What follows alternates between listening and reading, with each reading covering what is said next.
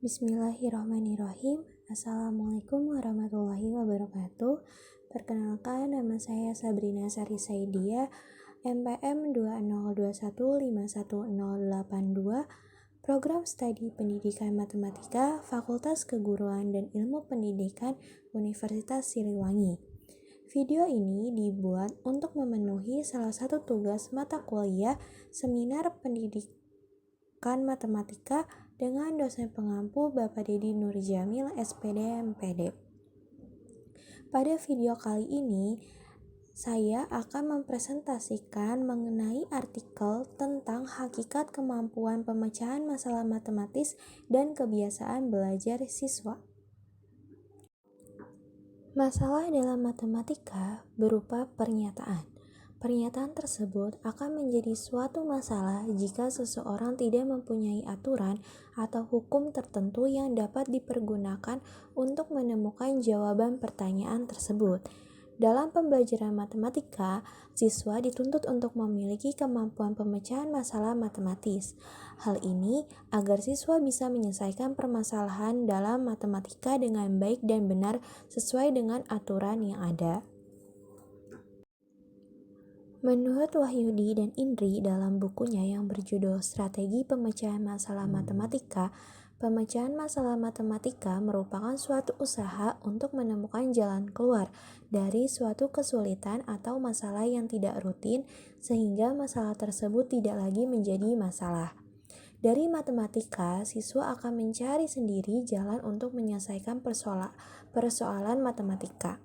Walaupun proses pengerjaannya berbeda, pasti akan menemukan hasil yang sama. Kemampuan pemecahan masalah harus ada dalam diri setiap manusia. Kemampuan ini harus dilatih sejak dini, agar terbiasa menghadapi segala permasalahan yang ada dengan baik dan benar. Kemampuan ini dapat kita latih dengan mata pelajaran matematika, karena mata pelajaran matematika akan selalu kita jumpai mulai dari TK hingga perguruan tinggi. Dalam pelajaran matematika, biasanya pemecahan masalah ini kita temui dengan menggunakan soal-soal yang tidak rutin atau HOTS.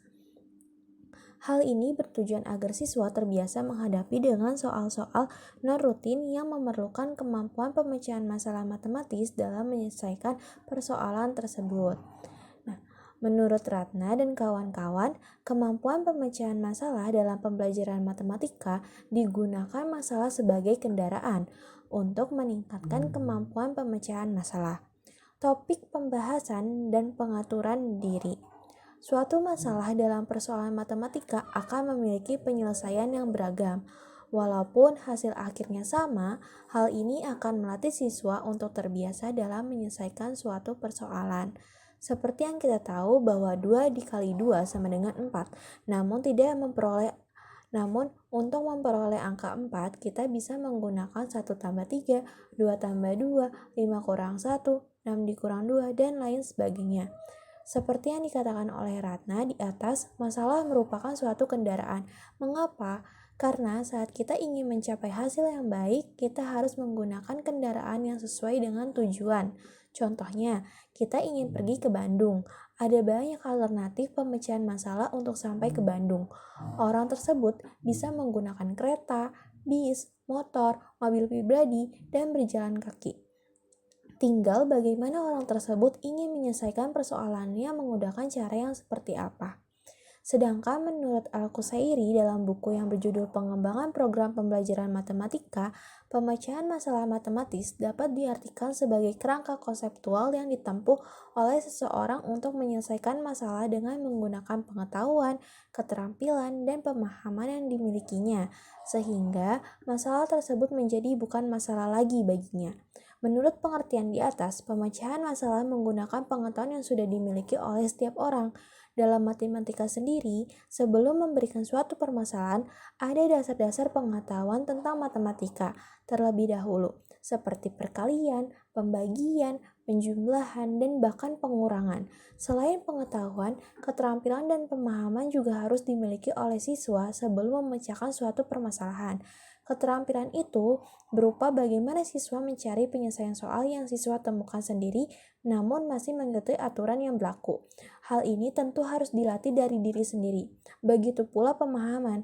Siswa harus paham terlebih dahulu permasalahan yang ada itu seperti apa, agar dalam pengerjaannya tidak keluar dari konteks yang diminta. Untuk itu, pemecahan masalah bisa menjadi bukan masalah lagi bagi diri siswa tersebut karena siswa sudah mampu menemukan jalan keluar dari permasalahan yang ada.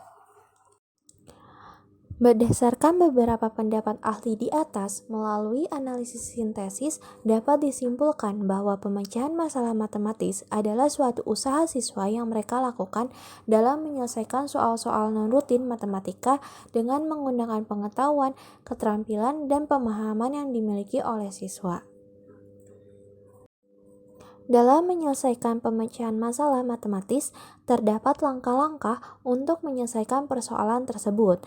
Menurut Polya, dalam bukunya yang berjudul How to Solve It, terdapat 4 langkah pemecahan masalah, yaitu pemahaman masalah atau understanding the problem, yang kedua, perencanaan penyelesaian atau devising a plan, yang ketiga, melaksanakan perencanaan atau carrying out the plan, yang keempat, pemeriksaan kembali proses dan hasil atau looking back. Menurut Gagner, dalam buku Wahyudi dan Indri yang berjudul Strategi Pemecahan Masalah Matematika, terdapat 5 tahap pemecahan masalah, yaitu menyajikan masalah dalam bentuk yang jelas, menyatakan masalah dalam bentuk yang operasional atau dapat dipecahkan, menyusun hipotesis-hipotesis alternatif dan prosedur kerja yang diperkirakan baik untuk dipergunakan dalam pemecahan masalah itu. Yang keempat, mengetes hipotesis dan melakukan kerja untuk memperoleh hasilnya, pengumpulan data, pengolahan data, dan lain-lain. Yang terakhir, memeriksa kembali atau mengecek apakah hasil yang diperoleh itu benar. Mungkin memilih pada pemecahan masalah yang paling baik. Menurut Inam, ada beberapa ciri pemecahan masalah matematis, yaitu yang pertama diperlukan strategi yang tepat dalam pemecahan masalah. Yang kedua, pengetahuan yang dimiliki penting dalam menghasilkan solusi yang salah. 3. Tingkah keterampilan dalam pemecahan masalah sangat mempengaruhi ketetapan dan kesesuaian hasil yang diperoleh dalam melakukan pemecahan masalah. Yang keempat, pemecahan masalah tidak didasarkan pada ingatan yang dimiliki. Yang kelima, setiap masalah memiliki strategi yang unik.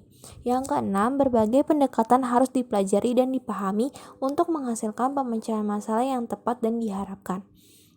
Yang terakhir, pengetahuan dan keterampilan dalam menerapkan konsep dan prinsip matematika yang telah dipelajari sangat membantu untuk memecahkan masalah. Pentingnya kemampuan pemecahan masalah pada siswa, khususnya dalam matematika, terlihat dalam pernyataan Branca dalam Adhar Effendi pada tahun 2012 halaman 9 yang menyatakan bahwa 1. Kemampuan pemecahan masalah adalah tujuan umum dari pembelajaran matematika. 2. Pemecahan masalah meliputi metode, prosedur, dan strategi yang merupakan proses inti dan utama dalam kurikulum matematika. Yang ketiga, pemecahan masalah merupakan kemampuan dasar dalam pembelajaran matematika. Pemecahan masalah dapat meningkatkan kemampuan berpikir kritis, logis, dan sistematis. Hal serupa dikemukakan oleh Setio dan kawan-kawan dalam bukunya yang menyatakan bahwa manfaat dari pengalaman memecahkan masalah antara lain adalah peserta didik menjadi kreatif dan berpikir kritis dalam menganalisa data, fakta, dan informasi, mandiri dalam bertindak dan bekerja. Untuk mengukur perubahan kemampuan pemecahan masalah matematis, peserta didik tentunya harus sesuai dengan langkah-langkah dalam pemecahan masalah matematis sebagai pedoman pengukuran. Nah, dalam artikel ini saya mengambil tentang langkah-langkah penyelesaian masalah menurut Polya. Adapun instrumen yang digunakan dalam artikel ini yaitu menggunakan tes soal non-rutin atau HOT tentang materi aljabar aplikasi turunan fungsi aljabar. Tes ini harus diselesaikan dengan menggunakan langkah-langkah pemecahan masalah menurut Polya, yaitu pemahaman masalah, perencanaan penyelesaian, melaksanakan perencanaan, dan pemeriksaan kembali proses dan hasil. Kebiasaan belajar siswa. Menurut Kamus Besar Bahasa Indonesia, kebiasaan adalah suatu pola untuk melakukan tanggapan terhadap situasi tertentu yang dipelajari oleh seorang individu dan yang dilakukannya secara berulang untuk hal yang sama. Sedangkan belajar adalah suatu proses perubahan kepribadian seseorang di mana perubahan tersebut dalam bentuk peningkatan kualitas perilaku seperti peningkatan pengetahuan, keterampilan, daya pikir, pemahaman, sikap, dan berbagai kemampuan lainnya. Sehingga kebiasaan belajar merupakan suatu pola yang dilakukan oleh individu untuk mempelajari suatu hal yang dapat mengubah kepribadian seseorang, baik pengetahuan, keterampilan, daya pikir, pemahaman, sikap, dan berbagai kemampuan lainnya. Kebiasaan belajar ini identik dengan para pelajar yang sering melakukan dalam berbagai situasi. Menurut Muhyiddin Syah, kebiasaan belajar adalah suatu tingkah laku yang dilakukan oleh siswa secara teratur dan berulang-ulang dalam kegiatan belajar untuk mencapai tujuan yang diinginkan. Kebiasaan belajar ini akan menumbuhkan tingkah laku yang baik bagi siswa. Bahkan jika kebiasaan belajar yang dilakukan sesuai dengan yang disukai oleh siswa, maka siswa akan lebih mudah menyerap pelajaran yang sedang diajarkan. Seperti yang kita tahu, banyak siswa yang belum mengetahui kebiasaan belajar yang seperti apa yang ingin mereka lakukan. Kebanyakan siswa menjadikan sebuah belajar sebagai suatu kebutuhan saat ingin ulangan. Selebihnya, siswa akan tidak peduli terhadap kegiatan belajar tersebut. Menurut Syarifin Nurjan, kebiasaan belajar siswa atau siswi adalah kualitas belajar yang biasa dilakukan siswa atau siswi baik di kelas maupun di luar kelas.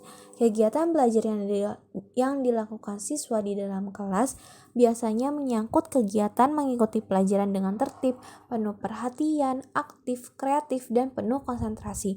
Sedangkan kebiasaan belajar siswa atau siswi di luar kelas merupakan kegiatan belajar yang teratur dan terencana yang dilakukan siswa dalam memantapkan penguasaan materi pelajaran yang telah diberikan guru di kelas atau dalam meningkatkan prestasi belajar melalui pemanfaatan waktu luang secara efektif dan efisien untuk kegiatan belajar. Sedangkan menurut Jali, kebiasaan belajar dapat diartikan sebagai cara atau teknik yang menetap pada diri siswa pada waktu menerima pelajaran, membaca buku, mengerjakan tugas, dan pengaturan waktu untuk menyelesaikan kegiatan. Untuk menumbuhkan kebiasaan belajar siswa, perlu adanya cara yang sesuai dengan kemampuan siswa tersebut. Tidak hanya kemampuan, akan tetapi gaya belajar yang sesuai dengan siswa agar siswa mampu menerapkan belajar dalam kehidupannya. Ada siswa yang kebiasaan belajarnya dengan berlatih soal-soal, ada juga yang dengan membaca buku, dan lain sebagainya. Berdasarkan beberapa pendapat ahli di atas melalui analisis sintesis, dapat disimpulkan bahwa kebiasaan belajar merupakan suatu tingkah laku atau cara yang dilakukan oleh siswa secara teratur dan berulang-ulang dalam kegiatan belajar untuk menerima pelajaran, membaca buku, mengerjakan tugas, dan lain sebagainya, baik di kelas maupun di luar kelas. Kebiasaan belajar ini harus dimiliki oleh setiap siswa. Siswa yang memiliki kebiasaan belajar yang kurang akan menyebabkan siswa tersebut kesulitan memahami materi yang dijelaskan ataupun yang sedang ia baca.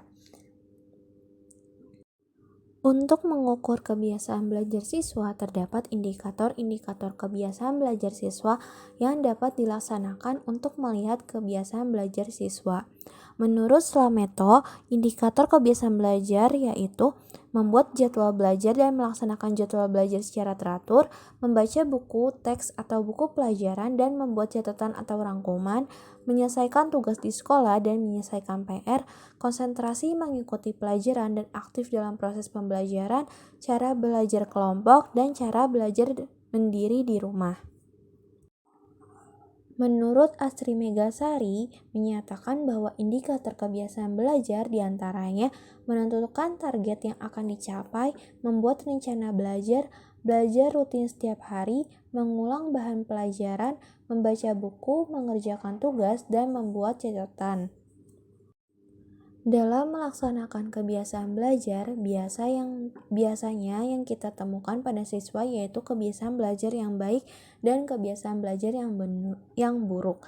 Menurut Mudasir, sikap dan kebiasaan belajar yang baik murid hendaknya dibantu dalam menentukan motif-motif yang tepat dalam belajar, memelihara kondisi kesehatan yang baik, mengatur waktu belajar yang baik di sekolah maupun di rumah, memilih tempat belajar yang baik, membaca secara baik dan sesuai dengan kebutuhan. Selain pembentukan kebiasaan belajar yang baik, ada juga siswa yang memiliki kebiasaan belajar yang buruk atau kurang baik. Menurut Dimyati dan Mujiono, dalam kegiatan sehari-hari ditemukan adanya kebiasaan belajar yang kurang baik. Kebiasaan tersebut antara lain belajar pada akhir semester, belajar tidak teratur, menyia-nyiakan kesempatan belajar, bersekolah hanya untuk bergengsi, datang terlambat dengan gaya pemimpin, bergaya jantan seperti merokok, sok menggurui temannya, bergaya minta belas kasihan tanpa belajar. Kebiasaan belajar memiliki manfaat yang besar bagi siswa. Seperti yang dikatakan oleh Laird, kegunaan kebiasaan belajar ialah penghematan waktu, meningkatkan efisiensi manusia, membuat seseorang menjadi lebih cermat, membantu seseorang menjadi ajak. Dalam artikel ini akan digunakan instrumen berupa angket untuk mengukur kebiasaan siswa terhadap mata pelajaran matematika, khususnya dalam materi aplikasi turunan fungsi aljabar. Angket ini berdasarkan pada indikator kebiasaan belajar menurut Slameto.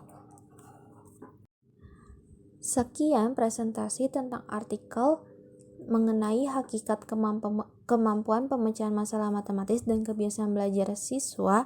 Kurang lebihnya saya mohon maaf. Wassalamualaikum warahmatullahi wabarakatuh.